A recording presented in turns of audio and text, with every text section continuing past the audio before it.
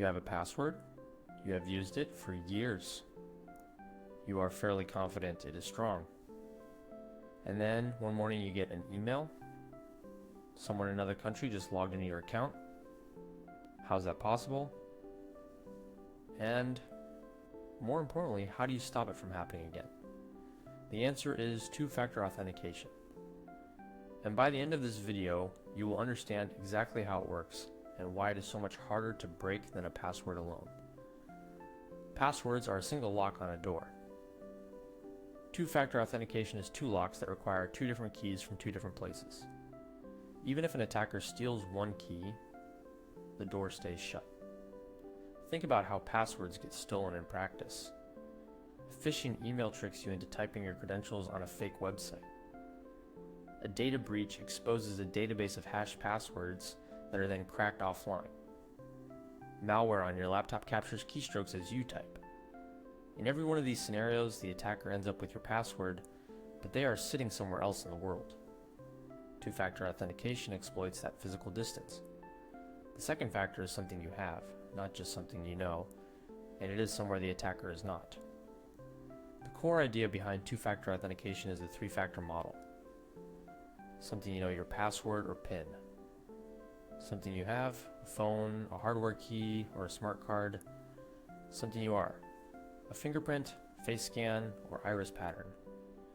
Any two of these three factors combined creates authentication that is exponentially harder to defeat, because defeating it requires compromising two completely independent systems at the same time.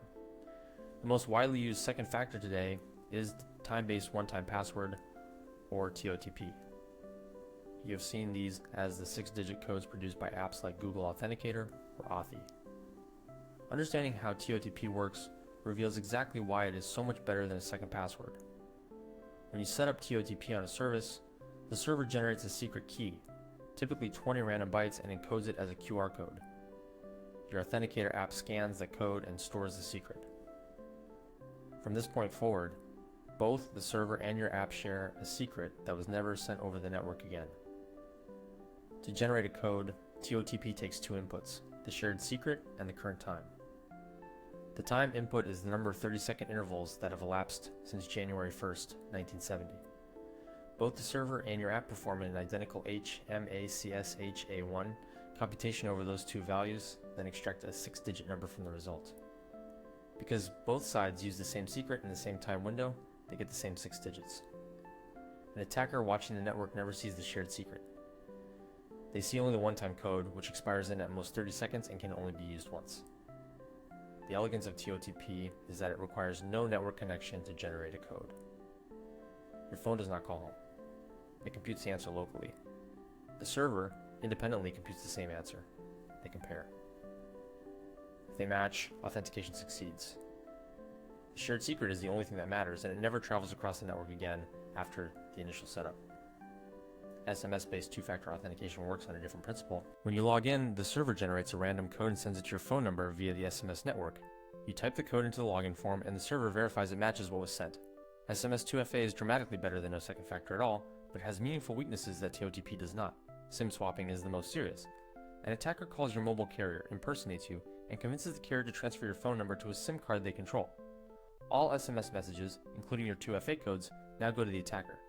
SS7 network attacks allow sophisticated adversaries to intercept SMS traffic in transit, and SS7 is decades-old infrastructure with known vulnerabilities.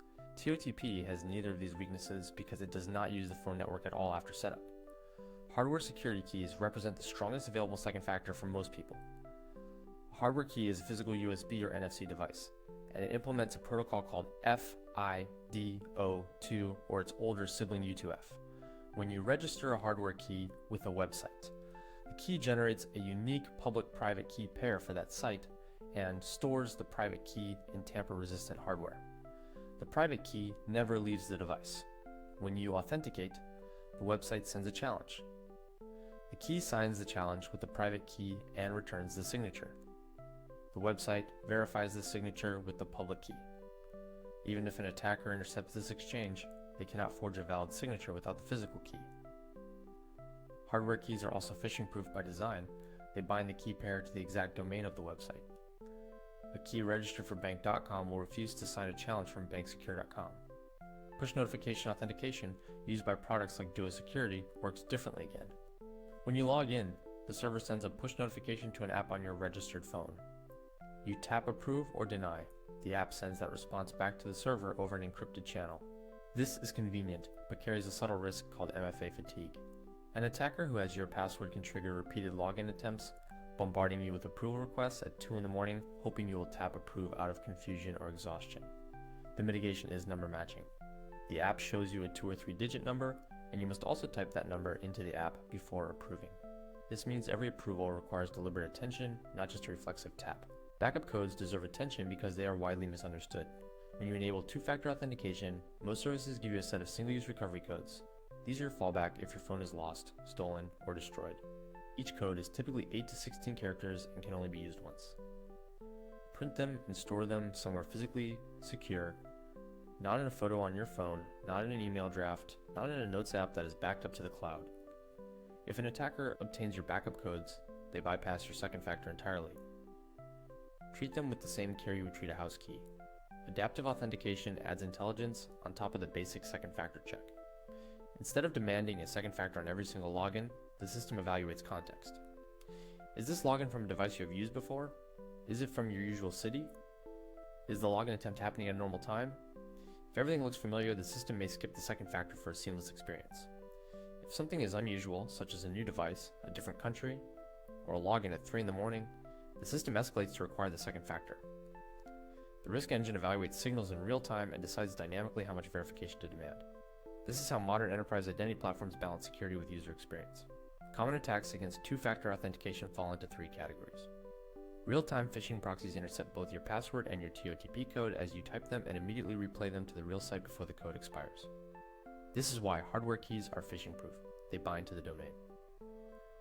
Social engineering attacks target help desks or customer service representatives, convincing them to bypass 2FA for an attacker posing as a locked-out user.